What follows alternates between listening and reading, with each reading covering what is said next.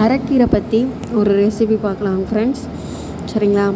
அரைக்கீரை வந்து மேக்ஸிமம் எப்படி எது போட்டு நம்ம செஞ்சாலும் அதில் வந்து டேஸ்ட்டுங்கிறதே வரவே வராதுங்க ஃப்ரெண்ட்ஸ்.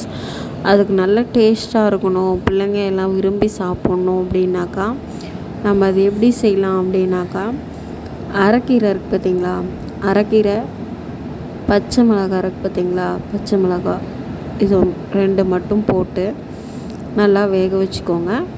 இதுக்கு வந்துட்டு தேவையானது வந்துட்டு அரைக்கீரை, பூண்டு, பச்சை பூண்டு இருக்குது பார்த்திங்களா, பூண்டு, பச்சை மிளகாய், நல்ல எண்ணெய். சரிங்களாங்க ஃப்ரெண்ட்ஸ்? உப்பு தேவையான அளவு, வேறு எதுவுமே தேவையில்லை, இது மட்டும்தான் அது தேவையானது.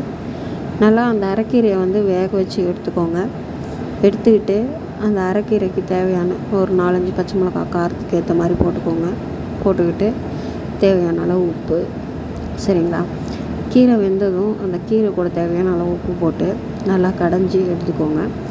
கடைஞ்சிட்டு அந்த பூண்டு இருக்குது பார்த்திங்களா, அந்த பூண்டை பச்சையாகவே உரலில் இடித்து அப்புறமா அந்த சட்டியில் போட்டு கடைஞ்சி எடுத்துக்கோங்க.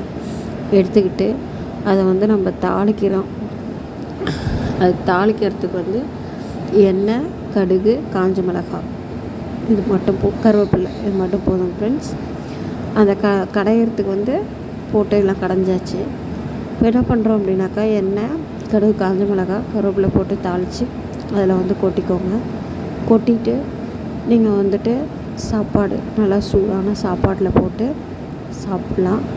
அதுவே வந்து அந்த ரெசிபியை வந்து நம்ம தாளிக்காமல் வெறும் கீரை, பச்சை மிளகா, உப்பு, பூண்டு மட்டும் போட்டு கடைஞ்சி அதில் நல்லெண்ணெயை ஊற்றி நல்லா சூடான சாப்பாட்டில் வந்து போட்டு சாப்பிட்டோம்னாலும் அந்த டேஸ்ட்டும் சூப்பராக இருக்கும் ஃப்ரெண்ட்ஸ்.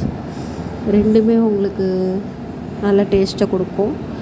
நல்லா சூடான சாப்பாடில் சாப்பிடும்போது நல்லா குழந்தைங்களும் நல்லா விரும்பி சாப்பிடுவாங்க.